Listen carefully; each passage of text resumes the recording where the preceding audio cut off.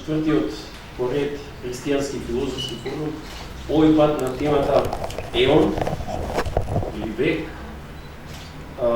како што се преведува во, да кажем, во словенската традиција. И сега јас на почетокот би се навратил на оние прашања што ме засегаат, и тоа ќе биде некојци, да кажеме, релативно краток во соглед на мене. Вовед, нели, во разговорот што треба да го започнеме со нашите драги гости, посебно, нели, јас со некаков во ведничар однос на драгиот професор Ѓорги Гаприја. Така што, во поглед на поимот век, значи, обично се поистоветуваат поимите вечност и бесконечност. Дали е тоа навистина така, ако се знае, например, дека и во христијанските догми се смета дека Бог е надвор од вечноста, бидејќи предвечно го раѓа синот, да кажем, има таква формулација. Што значи дека вечноста е всушност некако си траење временско, некако си временска одсечка, и дека таа нема никаква врска со бесконечноста и не алудира на просторна димензија. Значи, ова се прашање што јас себе си ги поставувам. Оти се чини дека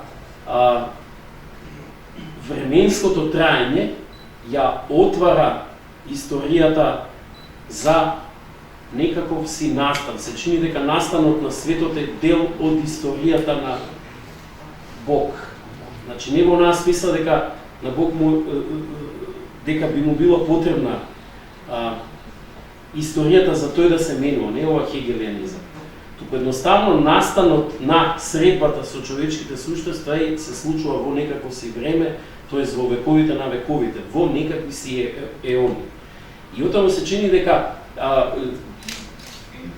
христијанството има удел во таа линеарност, затоа што ја поставува средбата со човекот и средбата на човекот со самиот себе си, со своите потенцијали во перспектива на историјата, и се чини дека не би можело да се зборува за поимот на еона, при тоа да не се отвори историјата и да се постави прашањето каков е односот на историјата кон божественоста или кон божественоста оттаде историјата. Значи, тоа би биле мои вопроси во однос на некои прашања што се уште ме засегаат и за кои што немам одговор, и на овој начин, нели, ја отварам полека дискусијата во насока на првото поставување на поимот еон во фокусот на нашата дискусија, и сега го давам зборот на драгиот професор Ѓорги Гаприев. Благодаря од срце, добар вечер. Много ми е драго пак да съм тук за втори път участвам в тази зала с огромно удоволствие и предварително се извинявам на всички колеги, на които досаждат днес цял ден. Ние идваме от конференция. Хубаво започна Христо, но темата има и още едно измерение. И в краткото обсъждане, което имахме преди малко, видяхме колко е крехка връзката между двете употреби на думата еон, особено кои сложихме и латински вариант секуло. Две измерения, сега ще поговоря за едното, мисля от него да тръгнем, а после да минем към това, за което Христо говори, собствено. Век, казваме ние славяните, век, ама този век, дето го мислим, не е 100 години. Векът, както се ползва в литературата, ние свързваме с едно съвременно понятие, свързано с секуло, и това е секуларното общество. Секуларното общество. Само напомням, че темата за секуларно, несекуларно, десекуларизация и цялата тази понятийна система от около 20-25 години актуално се поставя. Разбира се, темата е поставена в 16 век. Тя е свързана с западноевропейските развития, с реформацията, контрреформацията, когато бавно, разбира се и кърваво, в Централна и Западна Европа се формира един модел на обществото, който модел започва още тогава да се нарича секуларен. Кое има секуларното на секуларния модел?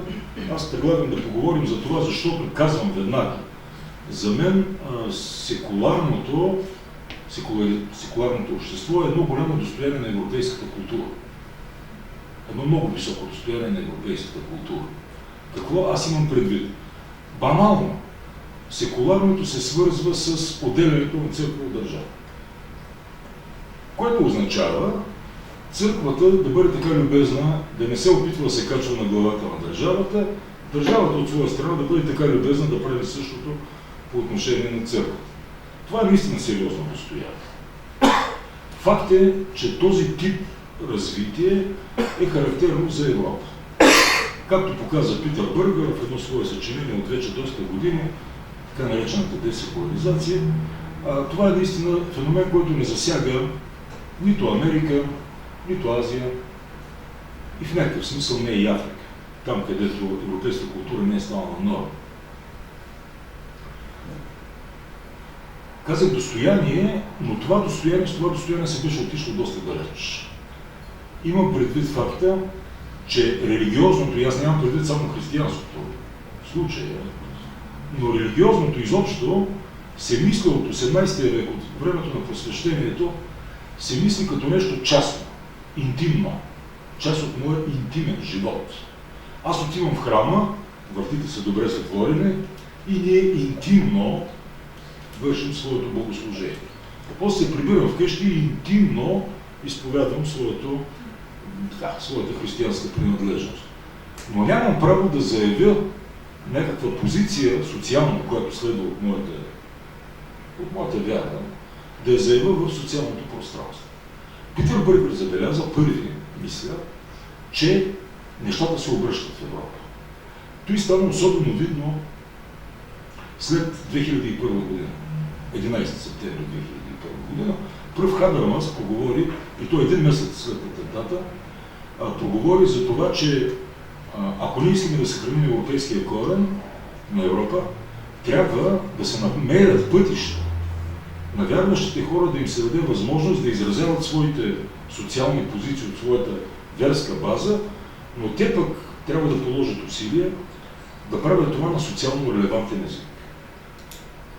На език, който може да бъде обсъждан, темата да бъде обсъждана от тези, които ни изповядват същите върстни принципи. И струва ми се, че Европа сега се движи в тази посока. Имаме големи предизвикателства, имаме големи проблеми и аз предлагам да поговорим малко по тази тема, преди да преминем към това, за което става дума, за философското, богословското и, както ще чуем, математическото измерение на понятието Европа.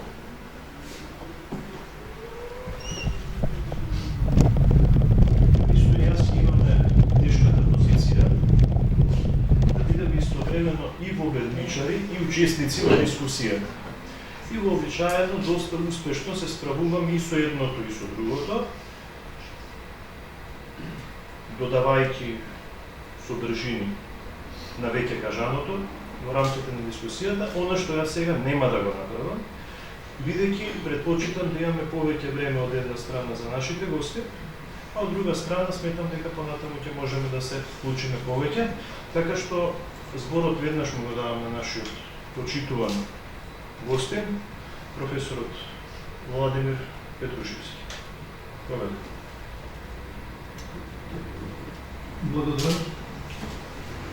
Прво ќе дозволите да спомнам, бидејќи така ми доаѓа, дека ми е навистина чест да видам тука во друштво на еден Ѓорги Кабриев. И просто никој пат не сум мислел дека може да доживеам ваква чест. И веднаш да ви кажам дека јас за ништо не сум виновен.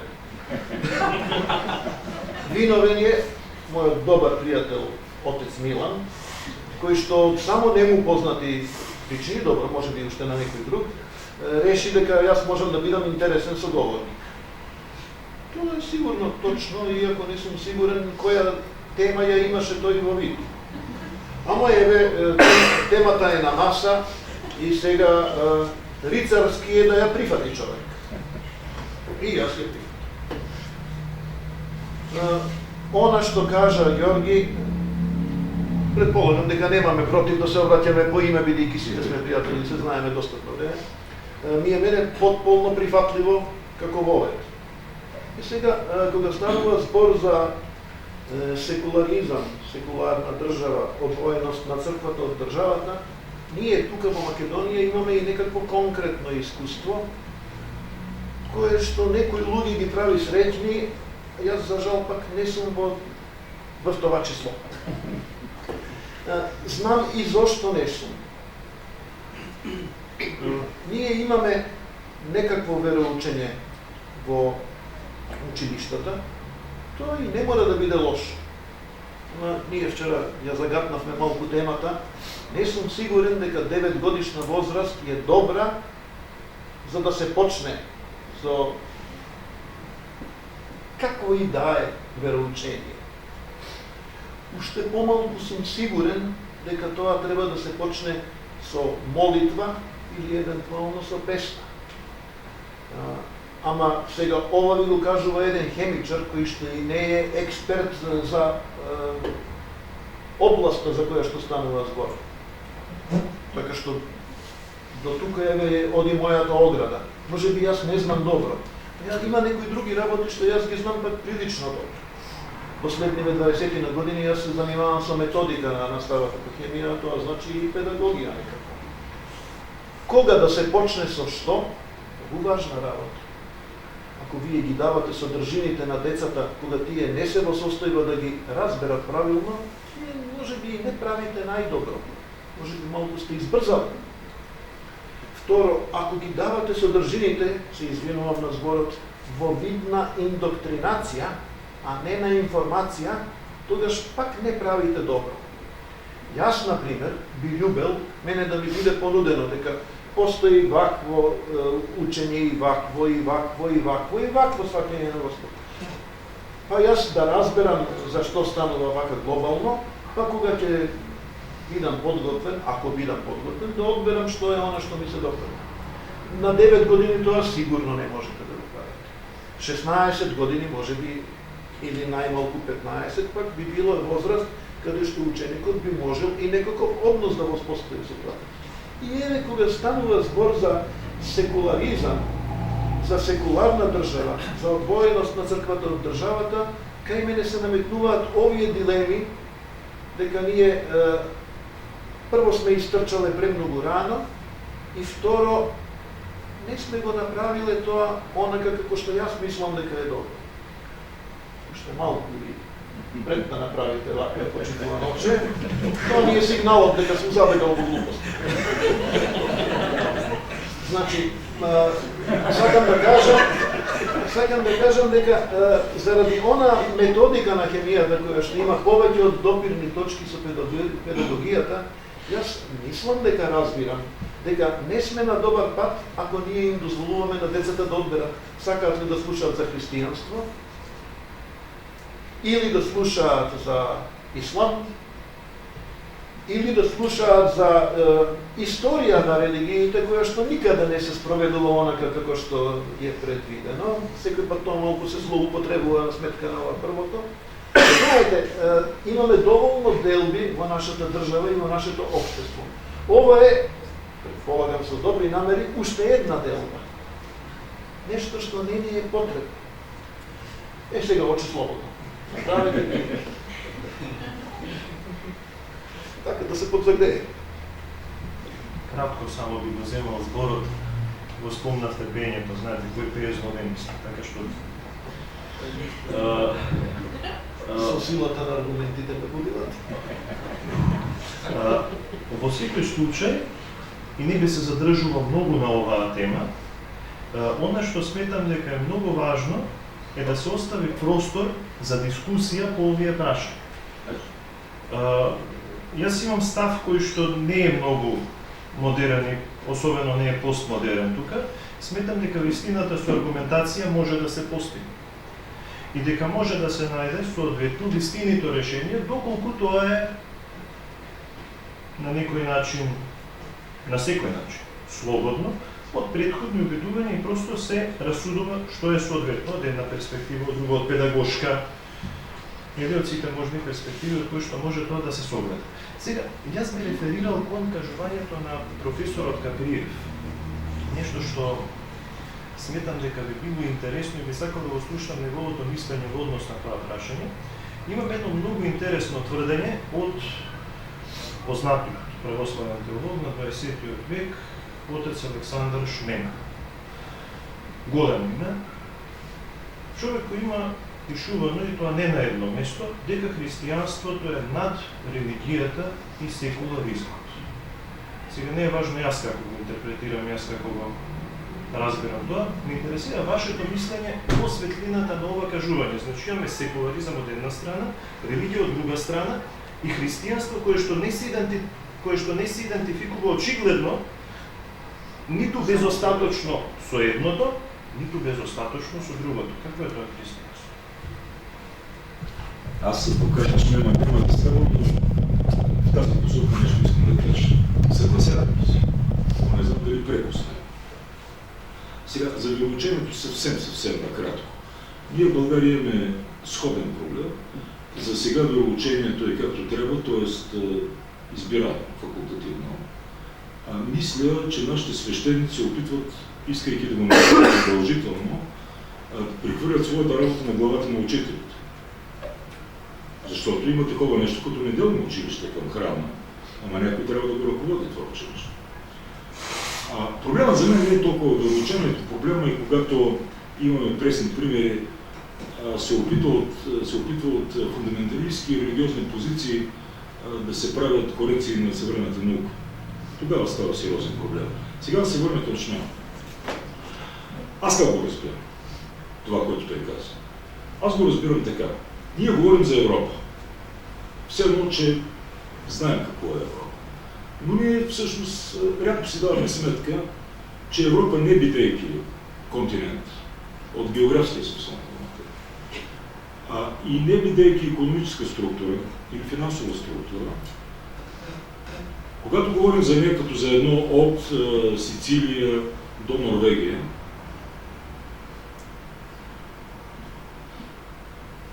какво е това едно? Кое е прави едно? Едно е прави нейната култура. Но Европа е особена направа, културата на Европа е особена направа.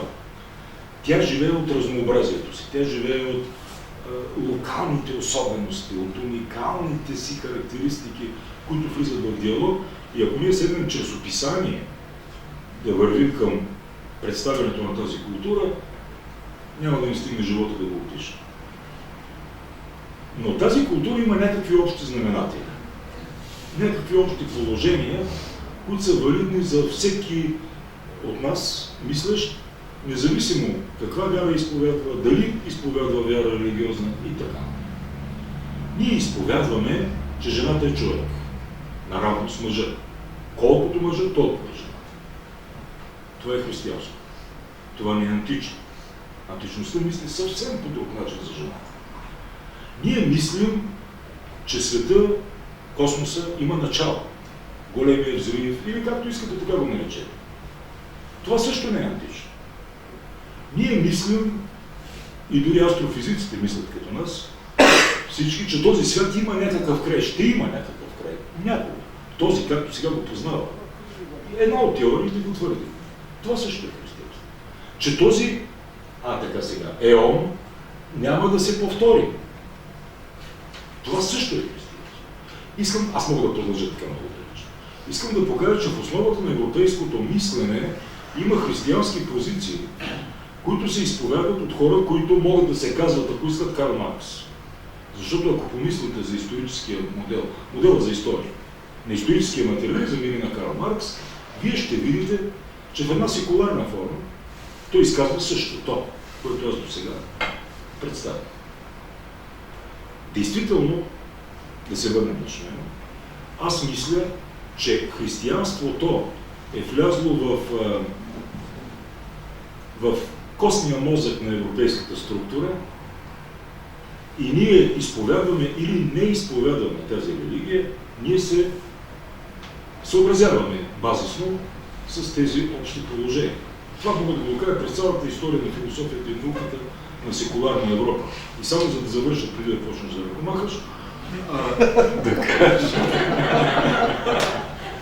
да кажа, преди вече колко много, не знам, мисля 2004, не съм 100% сигурен, мисля 2004 година, Юрген Хабермас, който аз преди малко споменах, и който винаги е обявявал себе си за религиозно немузикален, крадейки един израз на Макс Вебер, пожела да се срещне с голям християнски богослов и да дискутира с него. И избра за такъв тогавашният кардинал Йозеф Ратцингер. Впоследствие папа, впоследствие не папа. Дебата се проведе и аз тази книга съм я превел на български. Те бяха решили да кръстят дебата си диалектика на секуларизация. Когато свърши дебата, двамата се казали, че хардуера е общ, но се различава в софтуера. Сега, хардуера беше, че религия и вяра трябва да са в някакъв синхрон и взаимен контрол, за да не се стига до крайности, каквито ние в нашата история, особено в 20 век, имаме предостатъчно. Не човешки отвъд антропологическите мерки, продукти. Въпросът беше там, разликата беше там, че Ратцингер казваше така, разума трябва да упражнява контрол върху вярата. Вярата знае да отиде в крайности, знае да отиде в фундаментализъм, в изелотство, на лошо място знае да отиде вярата и разума трябва да упражнява контрол. А Ратцингер казва, извинявайте, ама това атомна бомба, това Аушвиц, това не вярата го произведе. Това разума го произведе. Разумът е този, който има нужда от контрол. За съжаление, дискусията след техните изказвания не е публикувана, защото и един и другия са отказали публикации. Имало и други хора, които са дебатирали с тях, всички са отказали публикация и тя не е публикувана. Ако бяха питали мен, ако аз случайно бях там, аз ще да им кажа, че това е въпрос за кокошката и яйцето и ще го решат същия успех. Там е работа, че човек е същество, и това за сведение на просвещението и екстремния просвещенски модел, не просто същество рационално, а същество доста по-сложно. И един от неговите познавателни механизми, един от механизмите на неговата екзистенциална цялост, консистенция, е тъкмо, впрочем, и вярата. Така че вяра и разум, те няма какво да се надхитряват кой кого да контролира, просто трябва да вървят заедно и това е напълно възможно. Това е напълно възможно, когато става дума за една просветена вяра и за един разум, който, бидейки достатъчно изтънчен, се досеща за своите граници. По-нататък ще говорим повече. Па не знам, од воведот одма, Милан веќе знае, почва одма вовед. Значи, ова што имаше тие назнаки кај професорот Каприев, во однос на и ова со шмема, значи тоа е прашањето, колку може, да кажеме, религиозниот потенцијал или религиозната екзалтација на еден човек. Например, човек кој не е религиозен, он нема екзалтација, некаква екзалтација во однос на трансцендентноста. Он е свесен за ова тука што го има. Да кажем, би сакал да го промени овој свет, но каде ја вади сликата во однос на кој што го менува овој свет? Од друга страна, овој што има религиозна екзалтација, он секогаш може да... Значи, тоа е сериозно прашањето. Зошто би требало човек да е морален во рамки на човечкиот свет? Значи, ако моралот не е поврзан со државата, ако не е кодиран од државата, ако државата не назначува, ако нема казна, дали човек би бил морален? Значи, дали човек би бил морален? Веројатно, религиозниот човек би можел да каже дека и ако постои една религиозна заедница, во рамки на таа екзалтација од трансцендентното може да свати дека може да мора да ги без при тоа некој да го наложува тоа врз него. Додека овој човек што нема религиозна екзалтација, он просто бара од државата да го заштити од пример на некаков напад на другиот човек, кој што смета дека, бидејќи нема Бог, немам зошто да бидам морален. Значи, во таа насока ми се чини дека секуларноста би можела да постои само ако има да е сочуван оној типичен да кажам антрополошки потенцијал за вера во некаква целина, и тогава алудирам и на Кант. Значи, кога човек има вера во некаква си целина, нашиот ум е така устроен да бара одредена целина, и тоа е еден степен на религиозитет. Значи, во поширока смисла кажаме религиозитет. И ми се чини дека и секуларните општества мора да бидат напојувани од таков некаков си религиозна екзалтација, за да може да сочуваат човечки потенцијал да ги менуваат работите на подобро. Така ми се чини. Аз тој път ще възразя. Зависи какво ще разберем под религия, естествено. Ако отидем към етимологията на думата и религия го свържем като обратна връзка, взаимна връзка, хубаво. Но моя опит и мисъл на всеки от нас, личен опит, ни дава достатъчно примери за хора, които са религиозни непривидно и въпреки това са морални говеда. И успоредно стои за хора, които са... Думата атеизъм е много крайна дума. Атеизма е много силна героична позиция. Интелектуално героична позиция. Казвам го без никаква ирония. И малцина са истинските атеисти. Агностическата позиция е широко разпространена. Аз познавам агностици, които са високо морални хора. И затова казах, хайде да се върнем на Кант. Защото ако вземем категорически императив на Кант, който го има и във всяка религия, и във всяко морално учение, и във всяка философия, и то не само в европейска, не прави на другите това, което не искаш да правят на те. Просто. Тогава, мисля, религията в верския смисъл, в смисъл на религиозна институция, принадлежност към църква и прочее, не би трябвало да не е фундаменталния критерий. То може да помага, да не вреди, но не би било единствено. Не би било, повтарям, ние, които сме в църквата, знаем колко морална шлака има в нея и в някои нейни членове, и точно обратното. Аз точно на това ниво не бих акцентирал неотменното значение на религиозното и на църковното, точно по отношение на морал. Тоа и беше прашањето. Дали може да се замисли морал без религија? Сакам да го добиам тој одговор дека моралот не е нужно поврзан со дека нужно религиозен човек е морален човек, или дека морален човек може да биде само оној што е религиозен.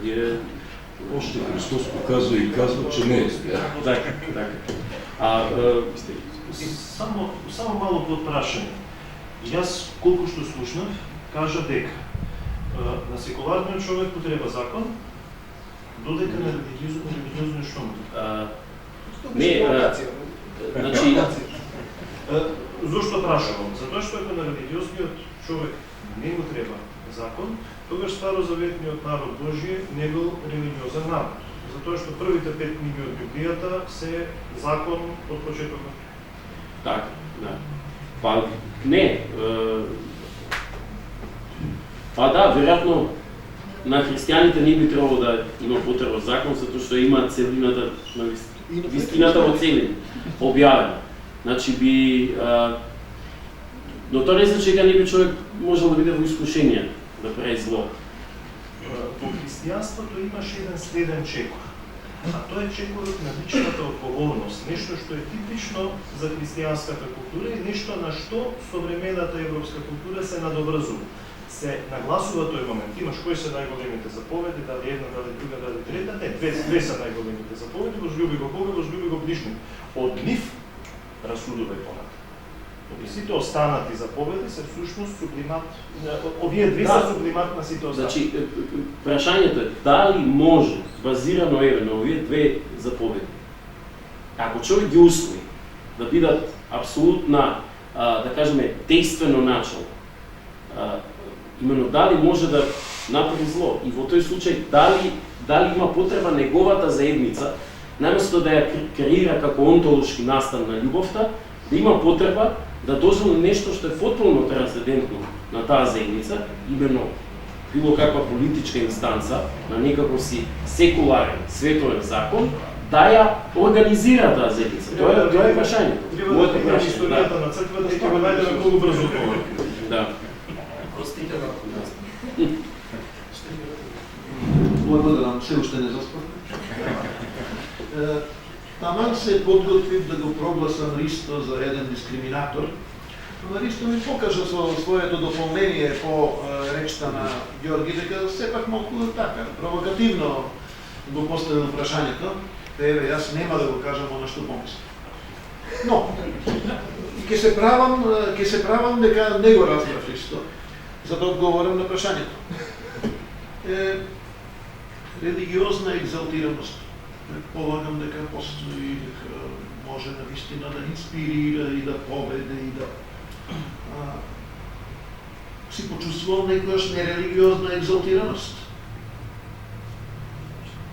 Би требало да, ама ако не, дојди кај мене на часови кога да држам експерименти. Да видиш што е нерелигиозна екзалтираност. И таа е универзална. Секој што малку од малку сака неизвестност. Пукање. Блесок на светлина. Ама сето тоа се подведува под зборот неизвестност. Имаш приказка која што не знаеш како ќе оди. Тој е возбуден, екзалтиран кога јас изведувам експерименти. Значи, може да постои екзалтираност надвор од верата. Дали може да постои морал? Ѓорги веќе одговори. Не му го прави на друго да она што не сакаш да ти го прават тебе. И тоа не е верска, тоа го постава. И натаму, велиш, треба ли оние што не веруваат да се обраќаат до државата да ги заштити с краја да е. Ова искуство од последниве години доволно ме убеди дека нема да се обраќам за ништо кон државата, туку се обидам самиот да си го направам. Не дека пред тоа беше многу поарно проблемот е што ние одевме кон полошо.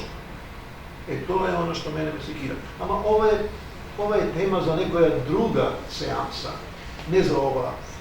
Така што не знам дали воопшто има потреба да ве убедувам дека во однос на инспиративноста, одушевувањето, творечкиот занес, моралот и се друго, мислам дека нема суштинска разлика меѓу, ќе кажам, искрените верници и оние другите кои што не веруваат. Јас сум инаку агностик. Зошто сум агностик, бидејќи ми е јасно дека не може да се докаже ниту едното, ниту другото, а јас сум логичар. И одбирам да бидам таков. Со сите консеквенци кои што сум подготвен да ги прифатам заради тоа. Сум да поставам малку прашање. Дали морам да одговорам? Дали агностик по дефиниција не може да биде верник? Онака како што јас го сваќам агностикот, тој не може да биде верник. Ама агностикот вели дека нема да не постои докажливо познание, а верата не е докажливо познание. Верата не е докажливо познание, тоа не е јасно. Јас не им пречам на луѓето да живеат и да веруваат во свој свет, во кој што логиката не е примарниот принцип. Во мојот свет, логиката и логичкото заклучување се тие први принципи од кои што јас тргнувам. Следствено, Предварително се извинявам на участниците в конференцията, че ще чуят една тема, която прозвуча в последната на дискусия. И искам на македонски да се чуят термините, защото тук има разминаване. Не е доказ, верът, но е аргумент. И той го пише в апостол Павел в послание. Аргумент за неявяващите се. Говорим го днес. Друг тип познание. И затова агностика, той не е само рационален агностик. Ако е агностик наистина не се прави на логическа наимуна, той няма и верското познание. И затова е агностик.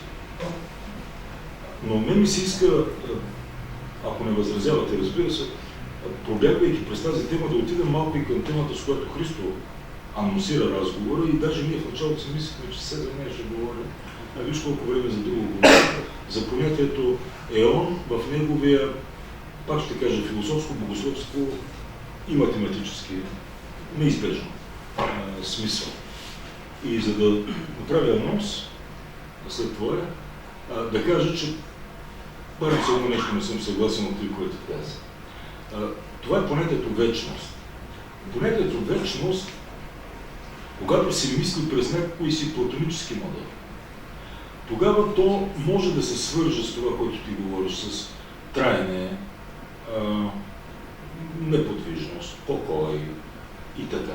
Защото в античната философия, или поне при двамата най-големи, при Платон и Аристотел, наистина време и движение по особен начин и задължително се обвързват едно с друго и там се вкарва и вечността.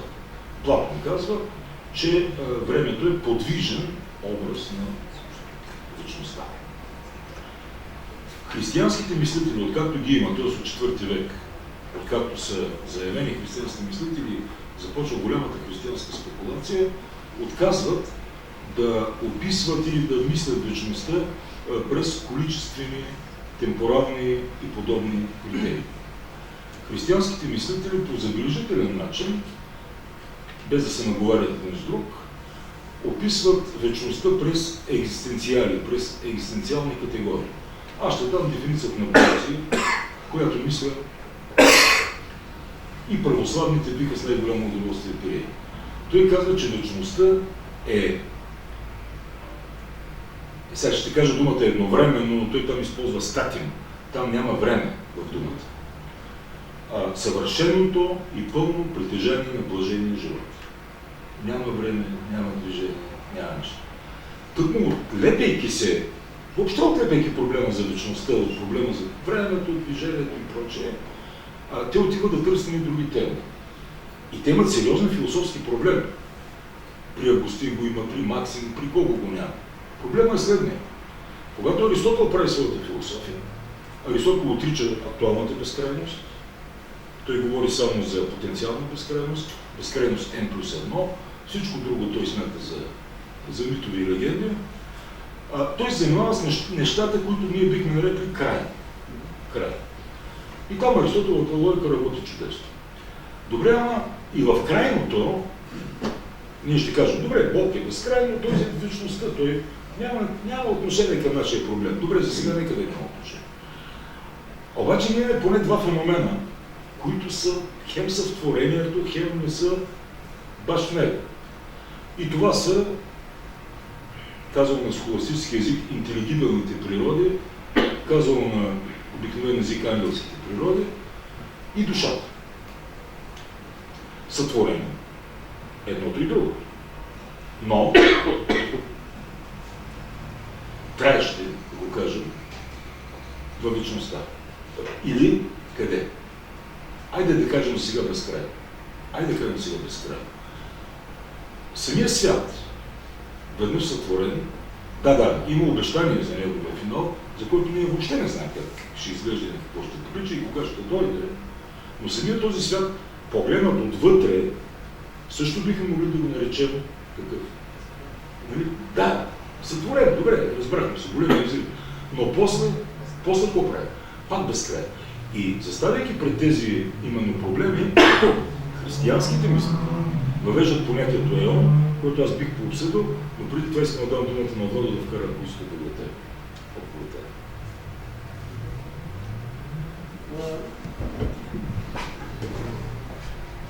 На безкрајноста можеме да гледаме различни начини. Јас како хемичар гледам првин математички, ама потоа од тука се обидувам да видам дали нешто може да следува и ако може да следува, каде може да следува и како го знаеме тоа. За математичкото гледање на безкрајноста, цялната безкрајност, да речеме, што е спомна Ѓорги, прилично едноставно и интуитивно, сосема сватливо. Постои ли безкрајност? Па да, постои. Зашто постојат природни броеви 1, 2, 3, 4. И има една аксиома која што математичарите ја формулирале заради нејзината очигледност, дека зад секој природен број постои еден и само еден негов следбеник. И од тука следува дека множеството на природни броеви мора да е неограничено. Зашто ако постои најголем природен број, тоа е во спротивност со аксиомата дека зад секој природен број има следбеник. Значи нема најголем природен број и така натаму. Сега, тоа е наједноставната веројатно безкрајност, ама гледајте какви интересни работи возникнуваат од неа. За секое ограничено множество природни броеви, да речеме првите 1000, вие веднаш можете да кажете дека да, добро, меѓу првите 1000 броја има 500 парни и 500 непарни. И меѓу првите 1.000.000 природни броеви има 500.000 парни и 500.000 непарни. Ама сега дозволете да се доближиме до она што кажахме, дека множеството е бесконечно. Па колку тогаш има парни и непарни броеви? Па бесконечно од едните и бесконечно од другите. Ама можеме ли малку по-квантитативно тоа да го изразиме? Можеме ли да кажеме дека во бесконечното множество на природните броеви половина се парни и половина се непарни?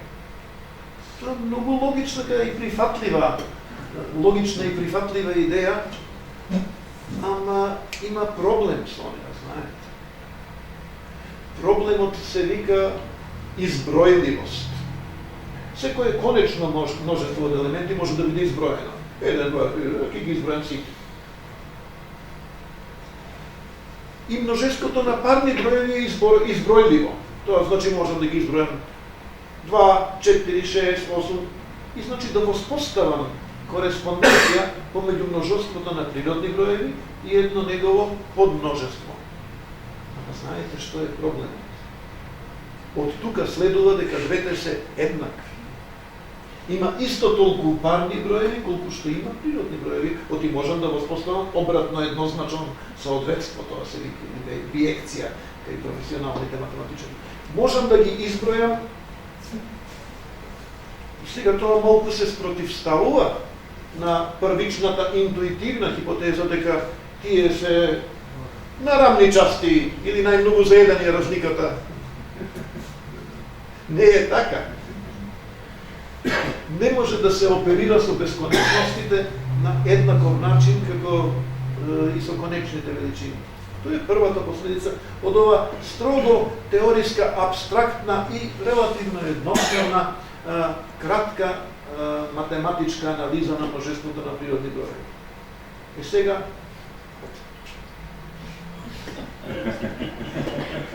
можам јас многу. Можеме и ние. Добро, ќе се обидам. Сега гледате, од фактот дека барем како фикција, како ментален концепт, постои бесконечно множество на броеви, што е повторно прифатливо, и ако има проблеми кои што се обидов да ги осликам пред малку, ние се обидуваме да философираме за конечноста или бесконечноста на Вселената. Сега тоа...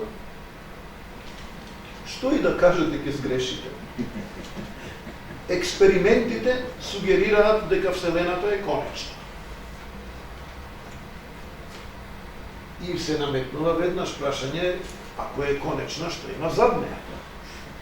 Ако е конечна, во што е таа сместена? Тоа се сето човечки прашања и категории кои што извираат од нашето непосредно искуство. Вселената, велат физичарите, е конечна и затворена самата во себе и самосодржечка. Од каде сега следува тоа дека е конечна? Зошто не може да биде бесконечна? Ама може да биде бесконечна, ама цената што треба да се плати за таа бесконечност е многу голема. Би требало да биде бесконечна Вселена со крајно неравномерен распоред на звезди, галаксии во неа. Зошто така? Па ако се тие равномерно распределени, како што е една од основните хипотези на космологијата, тогаш нема да постои темно небо. Се покажува именно дека при бесконечна Вселена, со бесконечен број равномерно распределени звезди и галаксии, ние постојано би гледало завслепувачка светлина. Бидејќи сумирањето на секој придонес од секоја звезда и галаксија би било бесконечно. А тоа не го гледаме. Тогаш нешто не е во реду. Или Вселената не е бесконечна, или предпоставката за равномерен распоред на е погрешна. Ова второво е многу незгодно. Ова второво ги руши темелите на физиката. Не можеме сега да одиме дотаму во подробности. Така што многу по прифатлива е хипотезата дека сепак Вселената е затворена во себе. Ако е затворена во себе, тогаш зошто мешаме бесконечности? Ами сега тие се корисни, знаете. Многу сметки... Но добро. So far, so good. Аз искам да напомня афоризма на Ръсъл във връзка с това, което Владо каза. Той го казва ето така.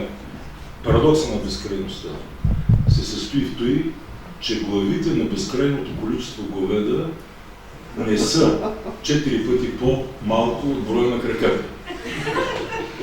С което автоматично се отказваме от количественото измерение и отиваме към разговор за качеството на еона. Тук не е тайна за някои хора, че аз доста време се позанимавах с Максим Изповедник и продължавам да занимавам с него. И той има специфично учение за еон. Първо, Максим изолира еона от вечността. Сиреч, еона е нещо обвързано с творението и по особен начин обвързано с времето. Искам да обърна внимание, че за православните мислители, православните ще се наричат след 1205 година, айде за източно-християнските мислители, айде за гръкоязичните мислители на средновековието, времето, първият елемент на времето, първият член на времето, първият миг не е време. Това е Василий Велики, шестоднев, и той е много просто обяснено, той е аритметически обяснено. Той казва какво означава един миг време или една единица време. Един времеви интервал. Един миг време е нещо, което преди себе си има един миг и след себе си има един миг. Първият миг няма миг преди себе си. Така, значи то е време в един малко така по-особен смисъл, т.е. не е време. Оттам да видим еона какво е. Максим трябва да реши един проблем. Не, той трябва да реши няколко проблема. Той трябва да се пребори с Аристотеловото схващане за времето като число на движението, т.е. задължително обвързано с движението. Споменахме го Платон, който дърпа нататък също, но той трябва да се пребори и с учението на оригенистите. Днес с Свилен си говорихме, че е едно ориген, а оригенистите са една друга работа. Те са по-радикални, по-крайни, като всички епигори. При Ориген имате такава схема. При Ориген имате покой, движение, творение. Максим казва, няма такива работи.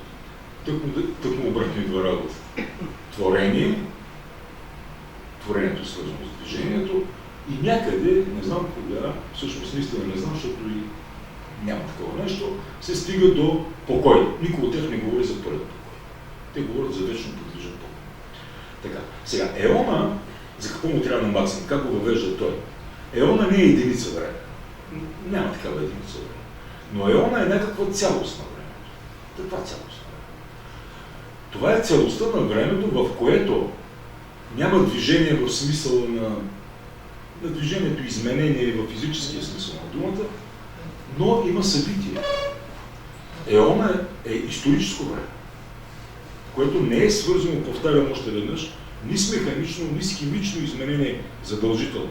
Не, че там не върви такова изменение, но не това е мярката на Еона. Как да не върви в творението? Какво да върви друго? Но не това е погледа към Еона. Та Еона е някаква целостна времена, сега вие колко става внимателен, защото Еона го има един път в единствено число, един път в множествено, но някакво говорене за историята на света, на творението на човека, без човека работа няма да стане, което не се гради на принципа на измеренията, а на историческата събитивност, която може да бъде екстазна, ама в смисъл на Хайдегер, а не в смисъл на религиозния фундаментализъм. Така. Сега, колко хубаво се подредиха работи. Имате време, това време може да бъде опаковано през друг поглед, да се погледне като цялост, да се рече еон, еони или еона на света, а после като му дойде края на света ще му мисля. Обаче има страшен проблем. И той просто ви предлагам да помислим малко за него. В еона не е възможен керос. Кайрос, искам да го кажа за класичерите. Кероса какво е? Това е сгодният момент, това е точният момент на нещото да бъде направено, да бъде сторено, да бъде свършено. В еона не може да се получи, защото в еона няма сгодност. В еона като че ли процесуалността се отменя в името на тази плътност на историческата пластика. Някаква Хегелова абсолютна идея, някакви такива. Впрочем, мисля, че Хегел е силно по-голям от тази идея. Та, гледай какво стана сега. Еона е историята, в историята, в която като че ли не може да има историческите пикове, които правят история. От друга страна, времето е свързано с движението и ние сякаш го обезценихме преди малко, защото движението и изменението като че ли не е историческо, но то се оказа свръхважно, защото тъкмо благодарение на него пък е възможен Кайрос. Време и еон, а не Кайрос, време и еон са на живот и смърт обвързани понятия. Те са двете страни на едно понятие. Това е като почутия кораб на Тезей, известен софизъм. Ако е един дървен кораб, постепенно и бавно му сменяме дъска по дъска и му сменим всички дъски. Това същия кораб или не е същия кораб? Отговорът зависи. Отговорът зависи. Ако го гледате от към материала, това е съвсем нов кораб. Но ако го гледате от към структурата му, това също е кораб. Така според мен стоите нещата от камиони и време. И само само изречение да довърша по отношение на личността. Аз се формулирах преди малко през екзистенциали и я сложих извън скоро. Но сега трябва да я върна обратно скоро. Защото има един много важен въпрос, който се задава на Григорий Нисийски. Добре, отче Владико, когато светците отидат в Царство Небесно, те ще познават ли изцяло Бога? И той им казва, съжалявам, момчета, не. Защото Бог е безкрайен. А човешкото познание, както и да го гледате, интелектуално, рационално, обверсно, какво ви трябва, то е все пак дискурсивно. То все пак е стъпка по стъпка. Така че вие ще продължите и там стъпка по стъпка да обогатявате познанието си в тези иони и само аз сега веднага ще спра микрофона и ще нарисуваме едно нещо. Ще нарисуваме една фигура, чрез която Николай от Куза, Николай Козански, се опитва да говори или по-скоро да покаже, като математик, нещата, за които ние сега говорим.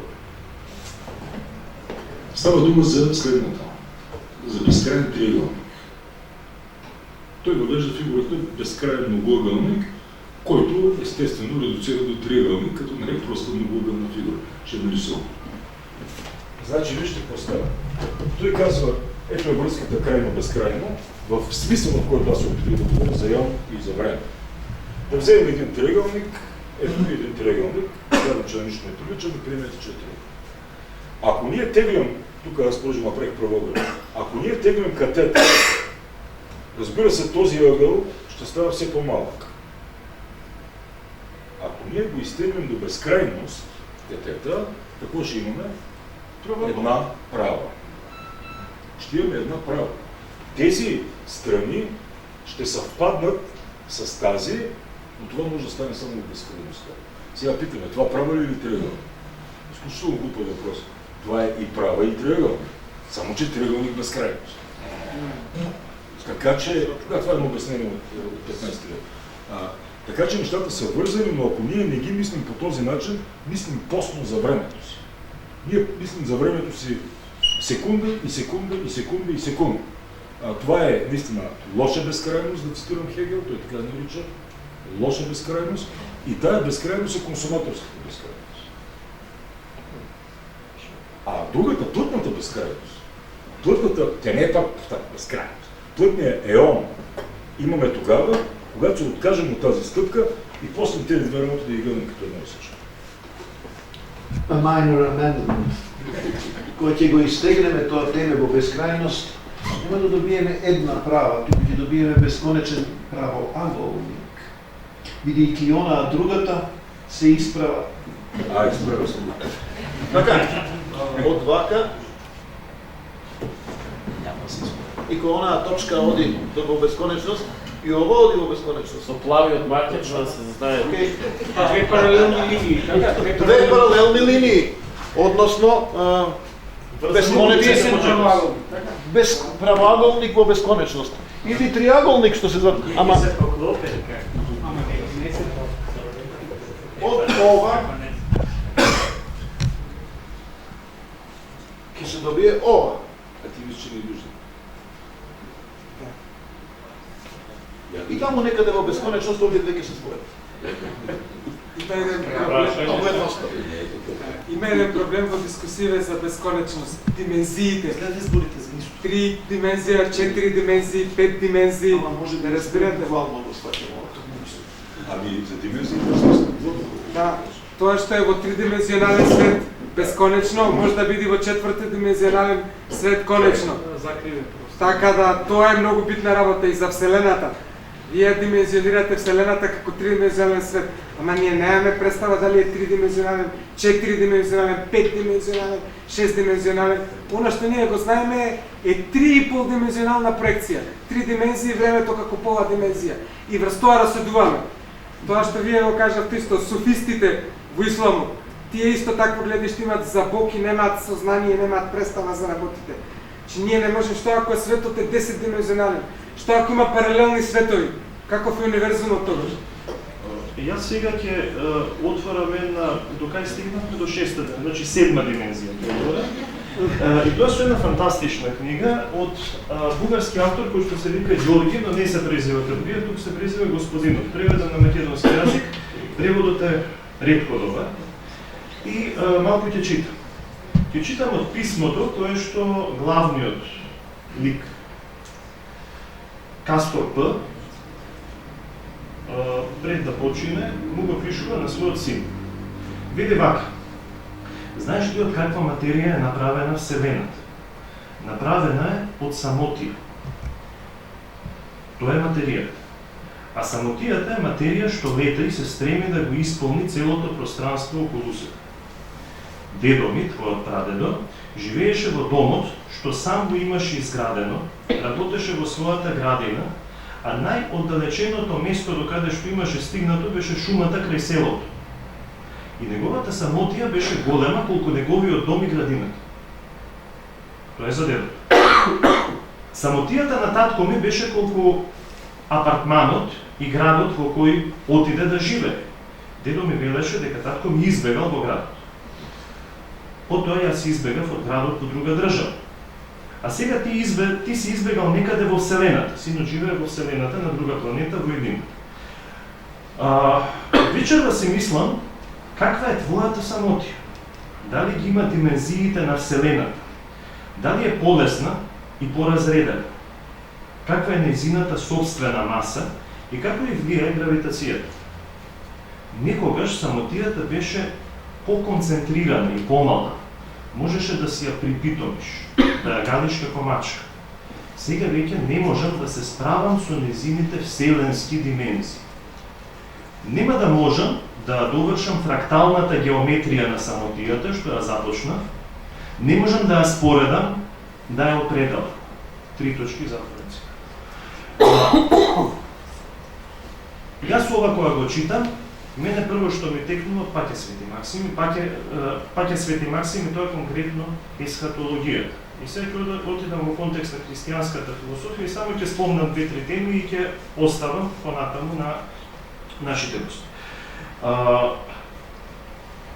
Ако од едната страна на таа фрактализација, фрактална геометрија, како што авторот ја нарекува е самотијата која што оди до недоглед, постои друга страна според Свети Максим, каде што ја немаме самотијата, туку имаме друг определител, а тоа е заедница, која што повторно оди во некаков друг недоглед, слично на она што го спомна на крај Ѓорѓиот, слава во слава. Така што имаме едно прекршување, нели? Во една насока имаме бескрајна од наша перспектива самотија, од друга страна имаме бескрајна заедница. Тоа е многу интересно да се погледне во контекст на заедницата, бидејќи заедницата е еден од клучните термини, односно концепти на кои што се темели христијанската философија на Свети Максим. Тоа не е Максим само, тоа е европейска философија, битието с да снит заедно на Хайдегер, но не само на Хайдегер. Ни вкарва в една проблематика, която аз ще си позволя да релативирам това, което вие казахте. То е вярно, вероятно от математическа гледна точка. Сигурно и физически може да се окаже да, но и антропологически не да. Ние днес имахме един великолепен доклад на конференцията за онези архетипни образи, с които човечеството възпроизвежда себе си и своята култура в космос. За кръста ставаше дума, за търкалото ставаше дума и така. Великолепно. И си говорихме, подиртои, моя свят е триизмерен. Защото аз съм триизмерен. Има едно чудно хубаво писмо на Айнщайн до неговия син, който е бил тинейджър и не живее с него, живее с майка си. Когато Айнщайн започва да публикува своята теория на относителността. И той му каза: татко, аз нищо не разбира. Как така? 4-измерен, 4 плюс 1, n-измерен, света е триизмерен. Аз го виждам триизмерен. И Айнщайн му отговаря, казва: сине, представи си сега една хлебарка да е минала отгоре валяк, ама жива. За нея света е двоизмерен. В този смисъл, нашия свят е триизмерен и ние действително, да се върнем на това, дето Милан го рече, действително го живеем с. Ако ние живеехме, това е лабораторна ситуация на Георги, това е лоша спекулация, прекрасен разказ, той е действително самотник, той е атом, той е индивид изолиран, този Каспар. Докато нормалният човек не живее по този начин. Той живее с другия. И нашето пространство с другия може да има много сложни измерения от гледна точка на нашите отношения, интелектуални, емоционални и така, но ние неизменно си потвърждаваме антропологическата ценност, антропологическия център на този свят, заради което въобще е възможно това съсбитие. Иначе няма никакъв смисъл. Иначе отиваш на Луната. Той се самоубива по този начин, отивайки на Луната. Доста бързо. Какво исках да кажа? Днес, когато обсъждахме кръста, ми хрумна, слушайки, кръста може да бъде удостоверен в Вселената. Ние го удостоверяваме. Сега искам да подчертая, ние го удостоверяваме. Ние. И християнството е направило, това са нашите измерения, високо, ниско, ляво, дясно и така нататък. Максим има грандиозна спекулация за измеренията на кръста, тъкмо от тази гледна точка в амбигуа. Тъй или иначе, християнството е наложило кръста върху света, това е много лоша метафора, християнството направило света антропологичен и антропоцентричен, чрез кръста и прочее. И затова света, нека да има колко си ще измерения, ние ще продължаваме да го мислим по Нютон и да го живеем по Нютон. Както се изчисляват, впрочем, и всички видове космически станции, които се изпращат до планети, до галактики, не по Айнщайн. Те се изчисляват по Нютон и стига.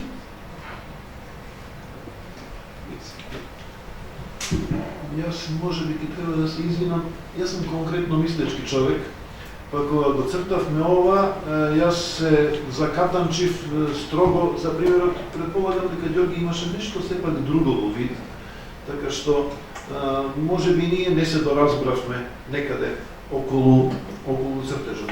Но, во однос на дискусијата што ја загатна пред малку, јас не знам за... ајде да ги упростиме работите до крај. Еднодимензионален свет, тој е права. Права ли? Ако е таа бесконечна, тогаш е бесконечна. Како и да ја гледаш во дводимензионален свет? Во дводимензионален свет, на површина на некоја огромна сфера, тоа мора да биде бесконечна сфера, таа може привидно да изгледа права. Ама ако сферата е конечна, и правата ги има конечна должина. Просто ќе си го означиш почетокот со нешто, па ќе одиш, па кој ќе се вратиш, ќе видиш дека си изодил. Така што, јас не можам да замислам бесконечно затворање на n-димензионален свет во конечен n+1 димензионален. Мислам дека не е можно. Може само малко коментар, значи, гравитацијата, според најпознатите теории, квантната механика и теорија на релативност е скроз различно дефинирана.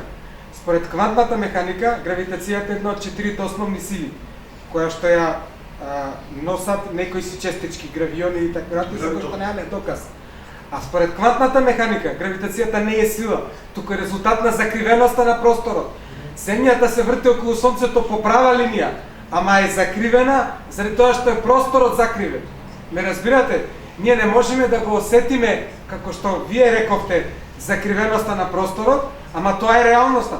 Тоа се две различни теории, скроз различно да дефинираат гравитацијата, а двете функционираат и двете работат. Ние како резултат на тие две теории денес имаме најдено милиарда продукти, производи кои што работат, а се во суштина контрадикторни. И знаете што е најконтрадикторно? Ајнштајн со својата има добиено Нобелова награда за фотоелектричен ефект кој што е темел на квантната механика, а квантната механика после во контрадикција со теоријата на релативноста која што е направил Ајнштајн. Ме разбирате? Квантната механика и теоријата на релативноста не се во контрадикција. Гравитацијата не се во контрадикција. Квантната механика е најопштата физичка теорија до сега откриена и не постои ниту еден феномен кој што принципиелно се спротивставува на квантната механика. Контрадикцијата е кај Ајнштајн. Ајнштајн е, со гордост ќе кажам, конкретно мислечки човек како и јас. Тој не може да прифати дека Господ се игра заради со универзумот. Проблемот е во убедението, ама и тоа го говоревме вчера. Убедението на Ајнштајн дека не е можно да постојат принципиелно неопределливи параметри. Но мора да е познато, само ете, нам така ни се чини дека е нешто неодредено. Ќе се откријат утре со друга теорија, покомплетно од претходната. Но работата е таква.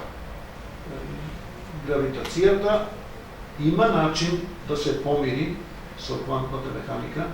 Тоа е она што луѓето денес кои го работат. Квантна теорија на гравитација.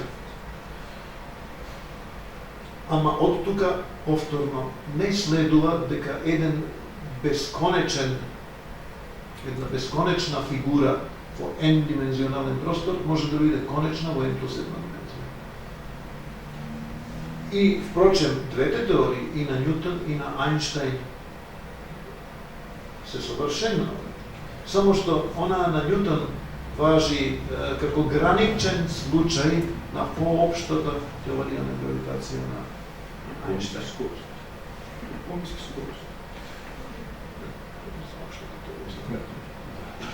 Ви благодарам и не би додал ништо на ова што е дотука кажано, бидејќи за научните теории треба да зборуваат научниците.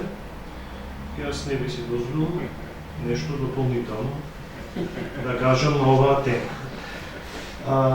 Сега, мислам дека нема поента официјално да ја отворам дискусијата, бидејќи дискусијата сама се отвори. Останува да видиме кој следен ќе го земе зборот со прашање и со коментари до нашите гости. Само еден коментар на Ристо може за Многу краток, бидејќи сакаме да оставиме простор и на останатите присутни да се вклучат во нашата дискусија. Професоре Совунчев, Марк Твен, таинствениот странец, го измисливте моралот за да се разликуваат од животните, ама моралот ве направи многу полош од животните. Марк Твен. Благодарам. Да, одлично. Виктор Илиевски.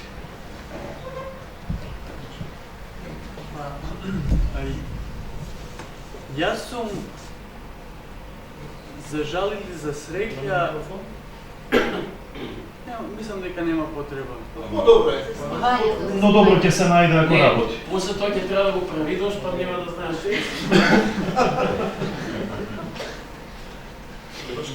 Се слуша. Не работи? Да. Доколку не работи, тогаш гласно. Да. Не дека дојде тука. Не, нема потреба. Јас сум некако длабоко уверен дека Платон разликува вечност од постојано време траење. За разлика од Аристотел, за кого аионот е вечно траење. Сметам дека Платон говори за вечност персе, значи безвременост. И неоплатоничарите тоа го експлицираат преку дистинкцијата помеѓу аион, вечност и како беше идиотес, sempiternity или вечно траење. И мислам дека дефинициите за источното христијанство не знам, меѓутоа Свети Августин и Боеци доста се сличи на дефиницијата на вечноста кај Плотин, например. Така да мислам дека во античкиот свет вечноста како безвременост постои во платоничарската традиција. До голема степен, ама сега аз съм преводач на Боеци на български. И на Боеци на Опускула Сакра, не на утешението. И там той дава една дефиниция за едно понятие, дето го има при Августин, ама само 4 пъти се среща при Августин. Това е понятието семпитернитас. И той прави такова описание за семпитернитас. Няма го на славянски, се мъча да го преведа като хората и не се получава. Извечност, вековечност, но той го обяснява етимологически и затова хич не ми се получава превод. Аз съм го намерил църквата, но обяснявам, че съдържателно не е това. Той казва семпер и етернитас, винаги и вечност. Безкрайния бяг на времето. Знаете, семпитернитас, и това пак е за ангелите и за душите това понятие. А безкрайният бяг на времето, дето няма край. Това е тяхното понятие, с което те се опитват да коригират платониците, защото аз познавам добре трактата на Плутин в Енеадите. Това, което платониците нямат за решаване пред себе си, особено ако ги четем малко по-умно от школските си знания, че има някакво благо май, на македонски не е благо, едното или доброто, как е? Благо казвам. И ние па се борихме срещу това добро 25 години на български, докато отирам на благо. То е някъде, никой не го знае идея, то е свръхсъщност на същност. После имаш ума с първите идеи, които висят като бяла халва на един ден закачени някъде по небето и отдолу тварите и световната душа се опитат да лапнат бялата халва. Ако се откажем от такъв поглед към Платон, видим се бая смешен, И отидем към едно по-мисля адекватно схващане на Платон. Аз тук ще кажа Алексей Лосев, защото наистина следвам това, което Лосев говори.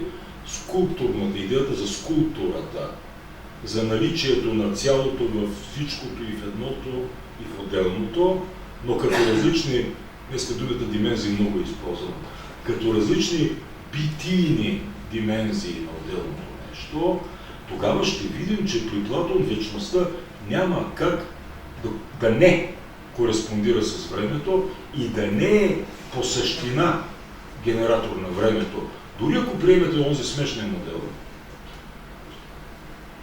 тогава ще видите, благото от свръх преизобилие на благост изтича от себе си, прави прооди или еманацио, или както так се нарича. Паланка направи ума, нус, той и той, понеже е изобилен, айде световната душа, айде крайното. Еманация е по същност. По същност. Същността на триизмерното, същността на крайното, на вещественото е разредена същата същност като това там горе или къде ще да е. Добре, това християните няма да го приемат посмъртно. Съвпадение на Бог по същност с творението няма да мине. И за това се търсят тези малко по-сложни обяснения. И ако Владо позволи още един път да се изложа математически, аз ще кажа така. Размишлявайки по тези неща, ама не само източните, аз имам предвид западни мислители, ето направо даже ще цитирам, за да се спестя личната излагация. Аз съм Кентербъргски. Си задава въпроса, как така ние казваме, че само Бог е безкрайен и в същото време твърдим, че и душите и ангелите и те са безкрайни. И той го отговаря така. Бе не баш. Защото душата и ангела имат своето минало като минало и своето бъдеще като бъдеще. А Бог не. Бог не. И тук, това е 13 глава на Прословие, тук той въвежда, ако питате мене, а аз съм питал математици, дали съм прав, той въвежда идеята за различни помощност безкрайности. Едно понятие от 19 век в математиката, сега говорим за 11 малко. Различни помощност безкрайности, свръхмощната безкрайност, която не е множеството на всички множества, а е нормиращия граничен случай, задава потенцията, пък и действителността на едни безкрайности, които си безкрайни колкото си искат, но с по-малка степен на мощност. Малко е странно, че това го има в 11 век, но човека, така да се каже, е видял голям зор, за да го измисли. Тъкмо за да отговори точно на този въпрос, който ние сега обсъждаме.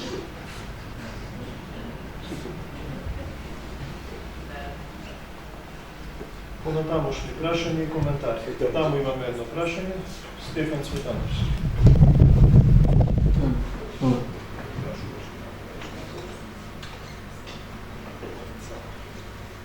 Веќе христијански филозофски форум, имам едно прашање, што ме интересира.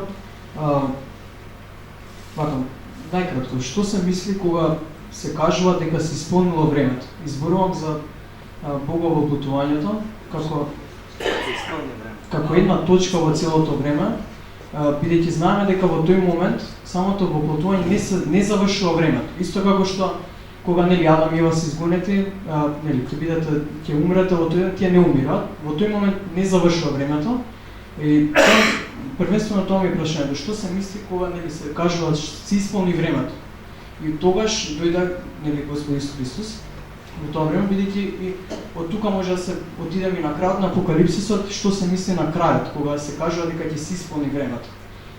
Она наспроти гледање на завршувањето, апокалиптично завршување на светот, каде што пука целиот свет, на крај се уништува сето, завршува целото време и така натаму. Мислам дека професорот Владо Петруша се треба. Се забркавам, не, мислам. Мајстор Теня, што? Може да... Сега тој не ми дозволува мене и јас да те направам. Не, јас сега вистина ќе да одговорам. Прилично сериозно прашање. Професорот Каториев, мислам дека. Стефане, казва се, че се изпълни времето и дойде Христос. Ама се казва, че и в края на времената дойде. Айде да го мислим сега едното и другото, да видим докъде ще се докара. Края на кои времена? На кои времена? В една дива провинция Юдея се появил един говори и такива някакви. Та взели го разкнали и го оправили.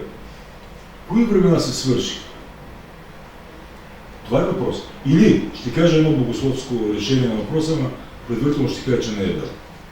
Много има. Богословско решение, Бог даваше жокери на човечеството, шансове и нишани да се вземе в ръце. То не беше потоп, то не беше завет, то не беше вавилонски плен. Така. И то не се взе в ръце и Бог установи, че човечеството няма да се оправи само, да му изпрати помощник да го оправи. Това обаче са пълни глупости. Сега да видим кое не е глупост. От богословска гледна точка. Съжалявам за така елементарното упражнение, което ще направя, но налага се. Символ на вярата казва, че биде разпнат и страда и възкръсна на третия ден според писанията и се възнесе и седна отдясно на Отца.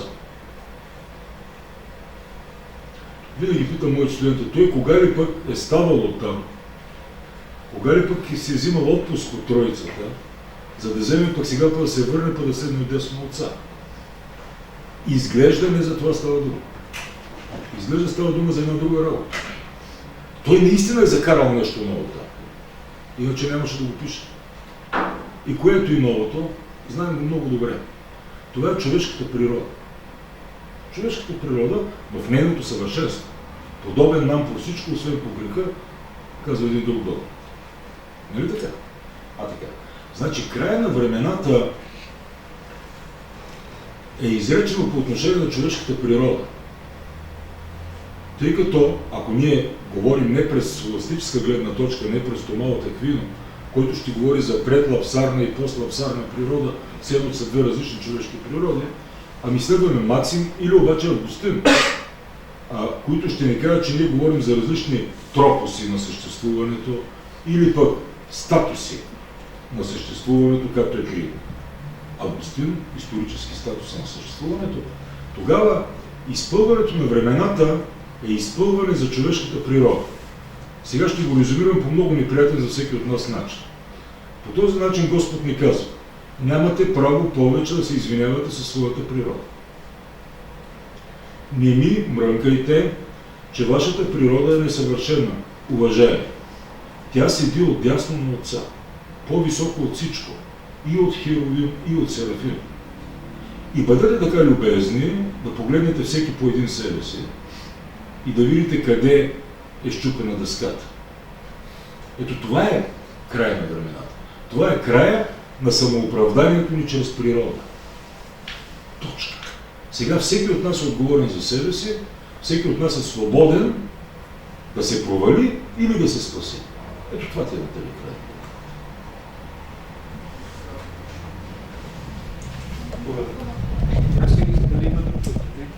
И аз вас сме видов И аз нама за не гледам. без движение говорим. После вас е Смилена. Прво, околу триаголникот и правоаголникот, кратко само, до професорот Владимир. Дали две прави може да се претворат во една?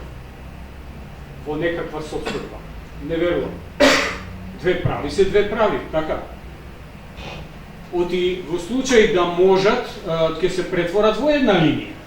Ама ако безкрајно се доближуваат, а не можат како идентитети да се спојат во еден, тогаш нема да биде триаголник. Односно ќе биде триаголник, дури ќе биде и правоаголник. Но ще е безкрајно. Да, ова е само онака попатно. Сакам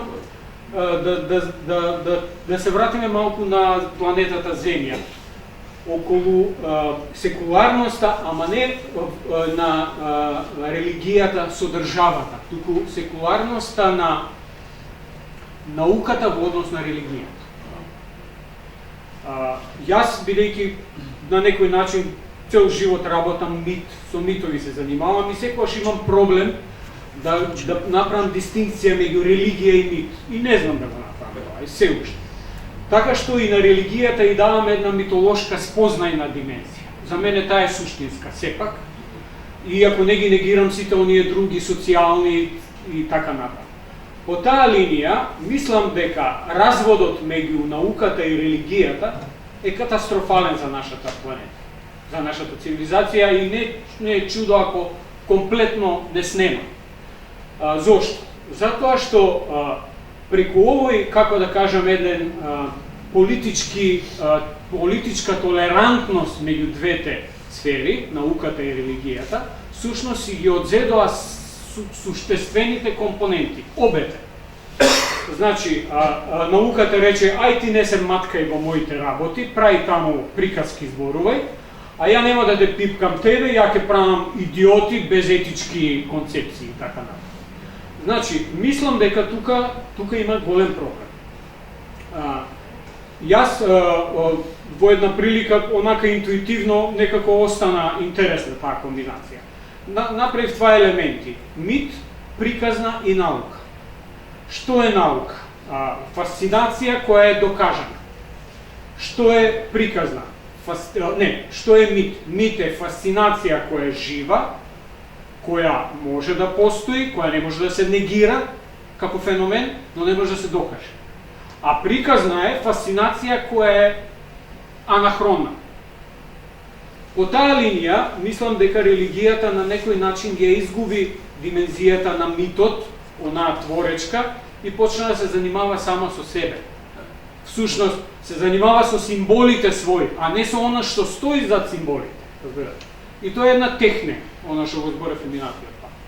Ете, тоа би сакал малку да, може би ќе провоцирам некоја, не упатувам конкретно прашање, ама мене ми е најголемото проклество, бидејќи од друга страна, науката без религијата е апсолутно неетична наука, без разлика што вие велите дека или не го прави она што не сакаш да ти го, зашто да не го прави? Ќе го правам на другите и онака мене нема ништо да ми биде. Другите ќе бидат религиозни, а ја нема да бидам религиозни. Така што ето тоа се моите размислувања. Краток одговор на првото. Веројатно прашањето требаше да биде дали две прави кои што се паралелни може да се сретнат некаде или не. Според Евклид не да се сретнат, да се претворат во една. Не, да се пресечат, значи тоа е работа. Според Евклид две паралелни прави остануваат паралелни прави за секогаш. Според Риман и Лобачевски работата може да биде поинаква. Според едниот, две паралелни прави може да се сечат во бесконечност. А според другиот, две паралелни прави може да станат разминувачки во бесконечност. Сето тоа зависи од закривеноста на просторот на кој што се разгледува. Дали се работи за вистинска рамнина, што и да значи тоа, зашто рамнина е основен геометриски поим што не се дефинира, така што. Или станува за позитивна закривеност на рамнината или за негативна закривеност на рамнината. Кај Евклид две паралелни прави значи остануваат за секој паралел. Не мислам дека не ме разбравте. Две паралелни прави кои што се доближуваат една до друга, паралелни. Дали во еден момент ќе се претворат во една? Според Евклид тоа не се паралелни прави. Аз да отговоря на другото. Аз лично виждам разлика в мита. Аз познавам еленските митове. Гръцко-римските митове, не познавам другите добре. И това, което да речем християнството говори, аз виждам даже принципна разлика в това. Но ще изляза от нея формално, ще се съглася с вас. Защото, т.е. по форма. Във формата, което ми е по-важно. Защото мита ни казва света ни кой е и го изпълва, съгласен съм, с морална дълбост. Ако това е мита, няма да спорим за разликата между мит и религия. И по посока на това, което казахте, мен с годините все повече ме вълнува, тревожи, интересува съдбата или връзката на Ниче с християнството. Фридрих Ниче. Тъй като той е написал една книга, която се казва Антихрист, и е казал двете работи, които сега ще ги цитирам. Всички казват, Ниче е нихилист, той е антихрист. И всички цитират твърдението Бог е мъртъв от Заратустра. И никой не цитира до края. Той е казал, Бог е мъртъв, ние го убихме. Сега остана да питаме кои сме тия ние. Ниче е син на пастор, на протестантски пастор. И е пожелал да бъде погребен до баща си, там и погребен. До стената на църквата. В Източна Германия. Сега ще. Какво ни казва Ницше? Ницше всъщност прокарва една линия нагоре, която тръгва от Киркегор, който различава между християнство и християнщина. Християнство и християнщина. Християнството е една друга работа, а християнщината е това, с което ние убиваме Господа. Убиваме го къде го убиваме? В себе си, разбира се, къде друга. Християнщината е, и тук съм съгласен с вас изцяло, превръщането на живото живеене. Аз съм пътя, истината и живота, казва Господ. На живото живеене в ритуал. В ритуал. И ние даваме мило за драго да отрепем Господа и себе си, ставайки все по-ритуални и все по-формални, тъкмо това, което е отменил. Аз преди месец бях в Израел. Една седмица. И гостувах на един хасидим, високо образован хасидим. Пояснявам. Хасидимите не са тия ортодокси, ето ги знаете, които, напротив, хасидимите ги презират. Хасидим е ритуалният еврей. Човек, който спазва всички възбрани ред по ред. Може да ви скъса всичките нерви ред по ред. Защо? Ами, защото съм християнин. И тогава разбирам Христос каква революция свърши. Той просто е казал, не е важно какво ти влиза в устата, важно е какво излиза от там. Нали това е казал? Не фарисея ще влезе в Царство Небесно, ни так ще влезе. Що ще влезе? Защото е ни так, не? Не. Защото отива и казва, грешен съм и не вика, аз давам 10% от гьозума и от всичкото там. И затова ми е отворен пътя за навсякъде. Ние забравяме скандала Христос. Ние даже забравяме, че Христос сам нарича себе си скандал на много места. Той нарича себе си скандал. Той говори за скандализъм. И даже не скандализъм, и не се скандализирайте в мен, а ние, не знам как е македонския превод, в българския, така, същото и в българския. Аз съм съблазън. Не се съблазнявайте в мен. Все едно, че е торта с шоколадова глазура. Пред диабетик. Разбирате ли, докъде сме паднали в собственото си призвание като християни и колко е прав Ницше.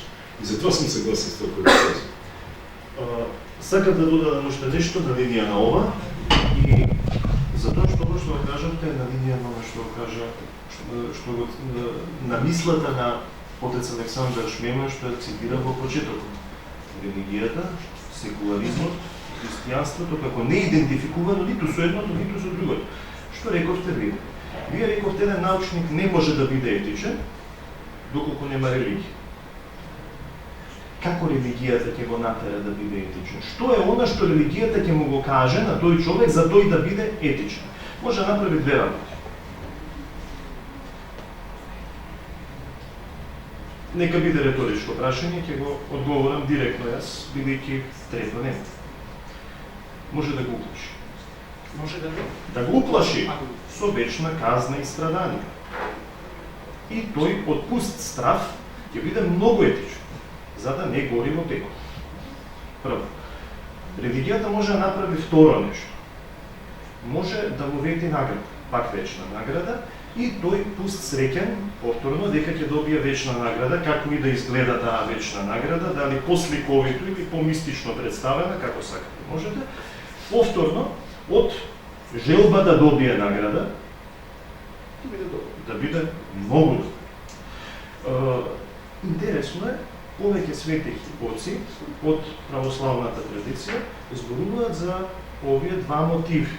Најрадикален од нив е свети Никола Кавасила, кој што кажува овие два мотиви не ги бив.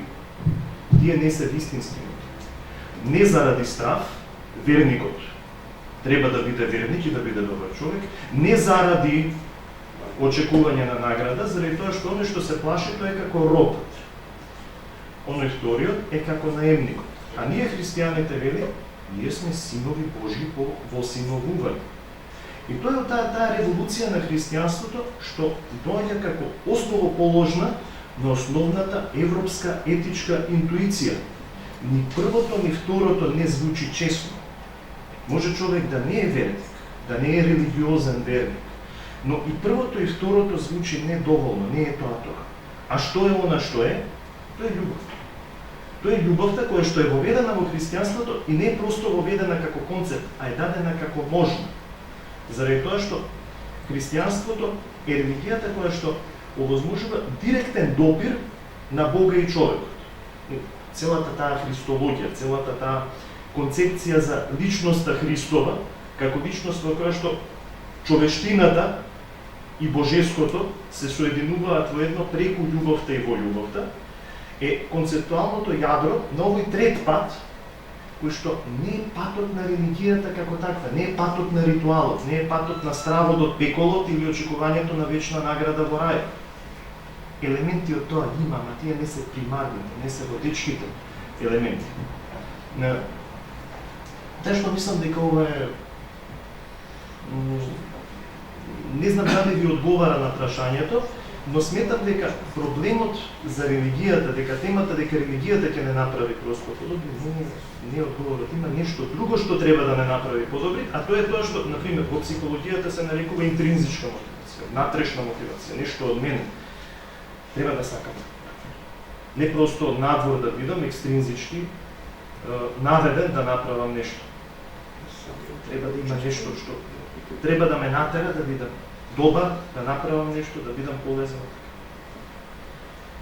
Не беше прашање, но во секој случај одговорот ми се допаѓа, но ако ги елиминирам сите конкретни факти, символи, историски аспекти, ритуални аспекти, значи мене тоа ми пречи како современ човек, мене ми пречи прво името христијанство, ако го нема јас ќе бидам многу по-широк.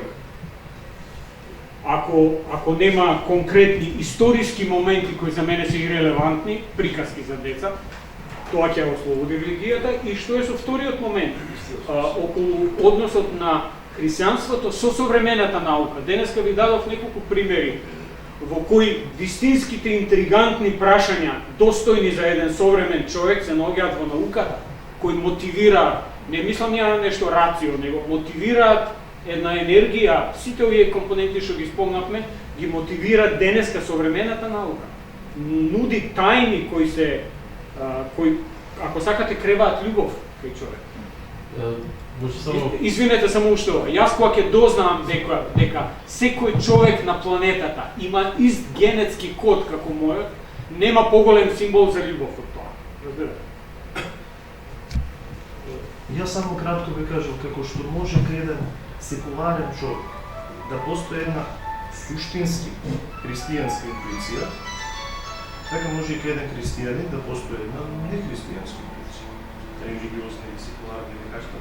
Нешто многу е тешко тука да се воспостави граница. Значи тука зборуваме сепак за концепти.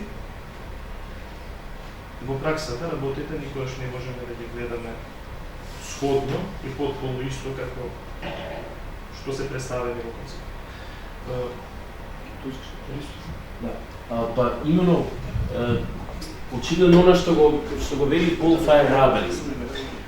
Очигледно науката почнува да го истиснува религијата не во смисла да ја истисне како нешто што е веќе необходно, туку ја истиснува на тој начин што го завзема нејзиното место во многу нешта, така што оној религиозитет кој не е поврзан со конкретна религија или конкретна новина за кој што збори Шлајермахер. Всушност тој потенцијал човеков да застане, да се пред возвишеното, она што го плаши, но во исто време привлекува. Значи тајната на вселената, имено и најголемите научници и да не се воопшто религиозни, они се во еден степен на треперење пред тајната на универзумот, така што го инвестираат овој чист човечки потенцијал за религиозитет во најопшта смисла.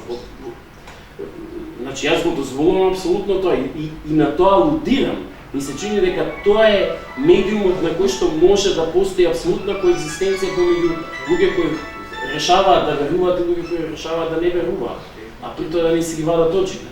Затоа што тоа го повлекува истиот потенцијал човеков да се чуди на тајната на светот. Од еден верник се чуди поради тајната на светот, но еден научник која гледа Вселената исто така се чуди поради тајната на тоа што го гледа, значи на тоа таинственото. А во однос на моралот, тоа е интересно. Имено, дали некој човек е морален затоа што усвоил морален систем и моралниот систем го преобразил, или е тој морален интуитивно и постапува морално, интуитивно, без, немаш потреба ти на некој човек да му укажеш на морален систем. Има просто Шопенгауер тоа го вели интелигибилен карактер.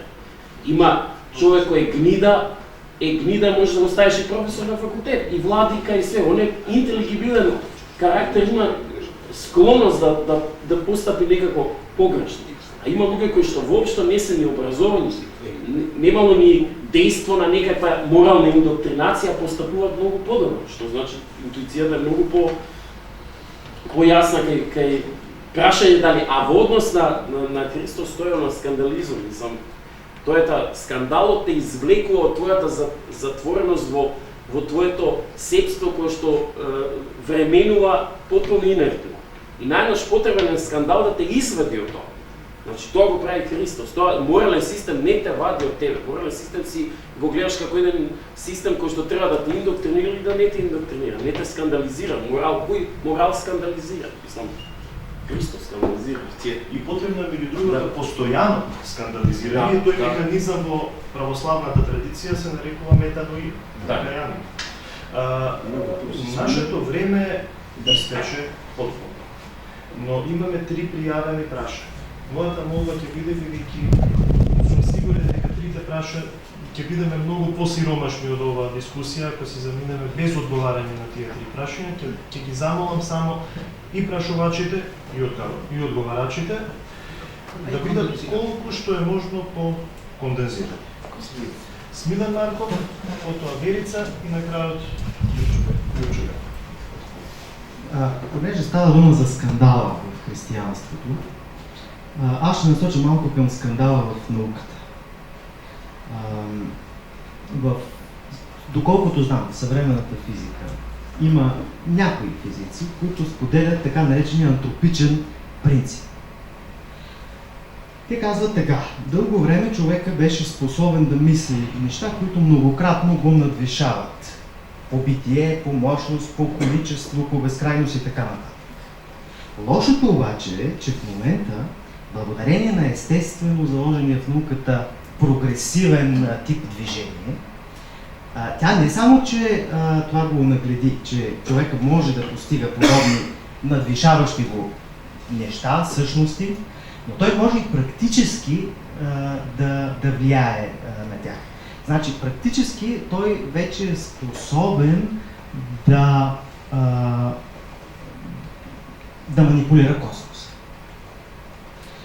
И те казват така: ние трябва тотално да променим начина, по който мислим това отношение човек-свят.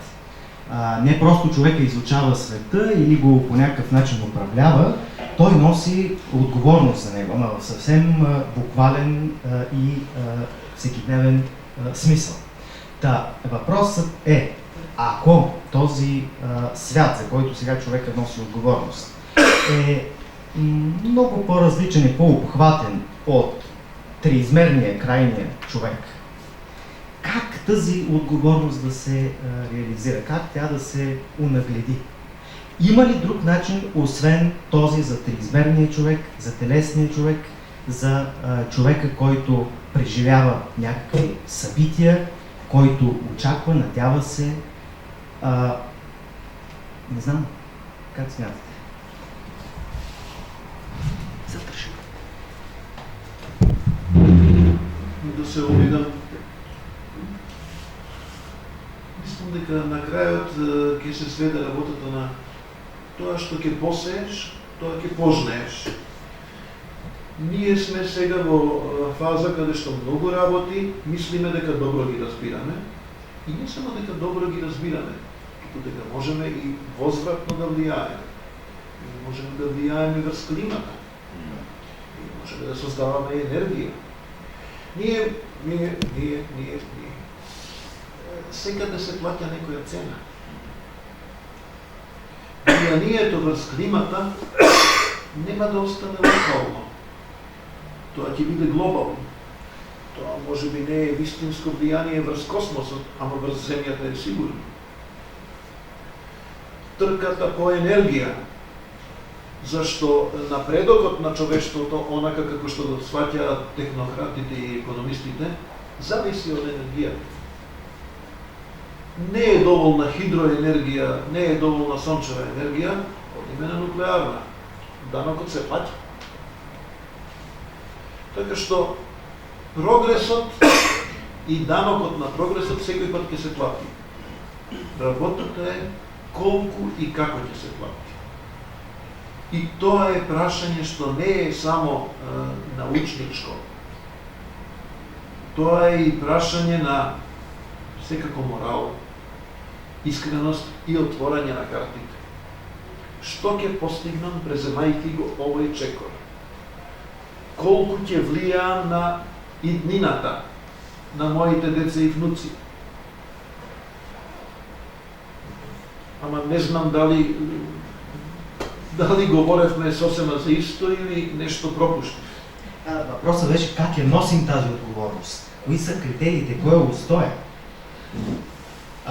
Това беше инспирирано от Георги Господинов, който аз сега чух на македонски и го разбрах по-добре. Сериозно. Как я носят тази отговорност? Като такъв, който е на друга планета, в друго измерение, с разни приставки, протези, или я носят като триизмерен, смъртен, болен, не много добър и така нататък. Дали на Фейсбук или в Бракс?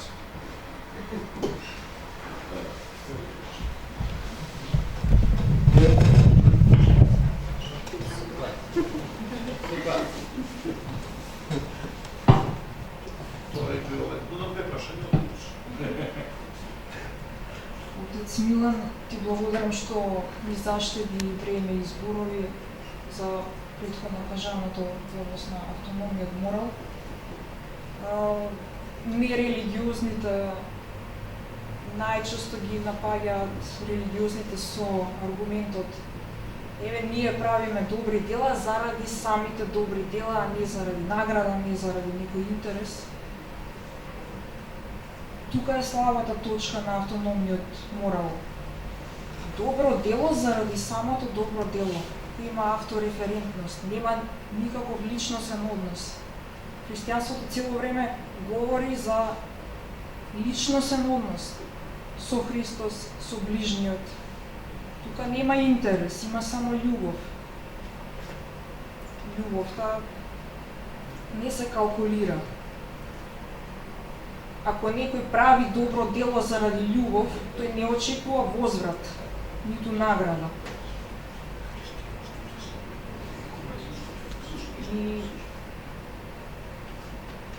уште една значајна слаба точка на автономниот морал, јас тука би се повикала на нашиот колега од Институтот за философија, господин доктор Јосиф Пеовски, митрополит Кумановско-Соровски, кој вели: не може да се говори за никаква автономност на моралот, затоа што човекот не може да биде критериум. Постојано се поместува границата на тоа што е морално, што не е морално. Она што пред неколку децени било грев и зло, сега е модерно и им се прави. Како може да се заклучи дека човекот е оној кој е релевантен фактор за одредување на што е добро, што е зло? Постојано се минува. Аз се опитам да отговоря нещо. При цялото уважение към владиката и колегата, няма такова чудовищно нещо като автономен морал. Няма го в природата. Съвсем накратко. Ако разума работи по някакви общи правила, базисни правила, закон за противоречието, част и цяло знае. И това е валидно за цялото човечество. Волята е особена работа. Волята няма друг иманентен критерий, освен самата воля. Всички нормиращи правила за волята, освен самия волеви човек, искам да кажа, носителя на волята.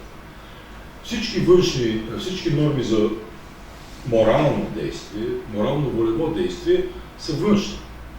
Те са религиозни, социални, семейни, съсловни, знае ли Господ. Много са. И затова автономен морал няма как да съществува. Той като му викате автономен морал, той се нарича егоизъм, егоцентризъм и се осъжда наред от който където го хвали. Не само от религиозен. Спомена се. Не се ли отнася също за хуманизъм? За естествения, човешки, не теоретичен, а изцяло практически хуманизъм, когато се обръщаш към другия и виждаш в него, себе си виждаш в него. Айде от тези нива да почнем. Айде от тези нива. Тогава този морал не е автономен. Тогава ти вече си отговорен за този човек и за неговата съдба.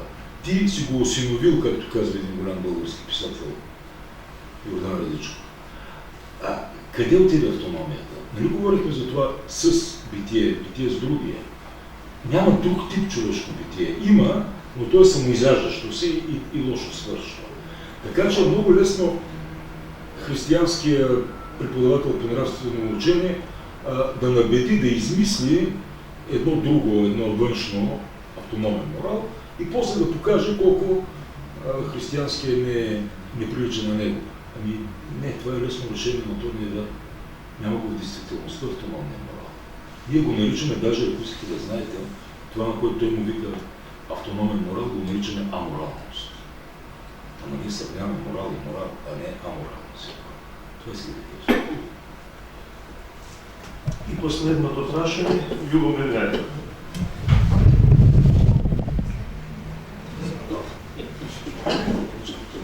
Ovdje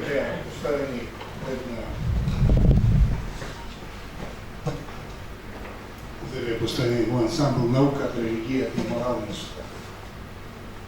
Мислам дека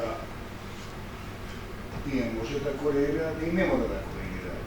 Научникот не мора да биде морален, не мора да биде религиозен. Религиозниот не мора да биде морален. Има многу примери. Може да утре вечер да цитираме од автори. Само даде вклучен микрофонот ви. Вие немате коса, не сте одлучен.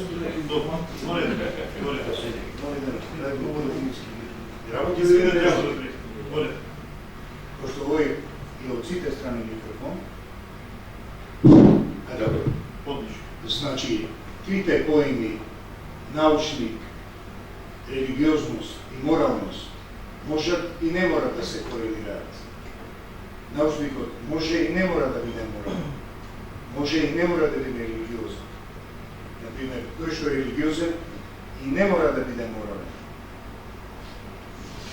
Или моралниот не мора да биде религиозен. Јас случајно сум студирал Терасел, неговата книга многу ми е поучена, зошто не сум христијанин. Тој фино ги објаснува односите меѓу науката и философијата. Според мене се разбира религијата. И сметам дека ова е вечна тема и мислам ќе стане натаму отворено прашање. За сега толку.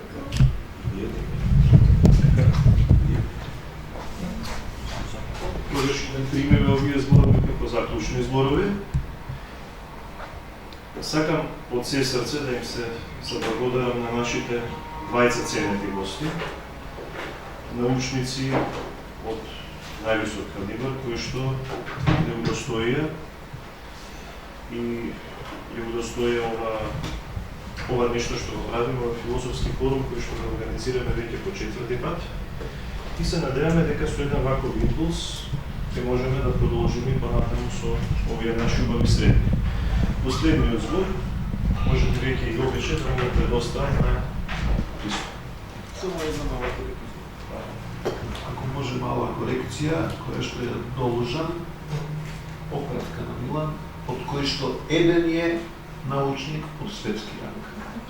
Јас не сум тој. Едно прашање имам. Не го слушайте како Едно прашање имам, не философско. Институт по филозофија и филозофски факултет, директорот прати барање нашиот почитуван колега Оксфорд Стефан Прист да добие honoris causa докторат. Тоа се текне скоро 2 години. Ние со председателот на филозофско друштво бевме да протестираме кај ректорите, ништо не се случува. Второ, ние од филозофско друштво дадовме предлог до ректорат погрешното име на нашиот универзитет да се промени во Светите Кирил и Методија. Еве, половина доста време, би молил, ако може вие да го покрените тоа прашање као проект. Ако вие како философско друштво побарате од мене тоа да го сторам, тоа ќе го сторам секако. Без оглед на тоа дали философското друштво е дел од универзитетот или не. На секое барање треба да му се укаже внимание, особено ако е барање со добра цел. Кратко, за корекција на името на универзитетот, во право сте. Секако треба да бидат Светите Кирил и Методија. Се работи за инерција која што е карактеристична во секоја академска средина и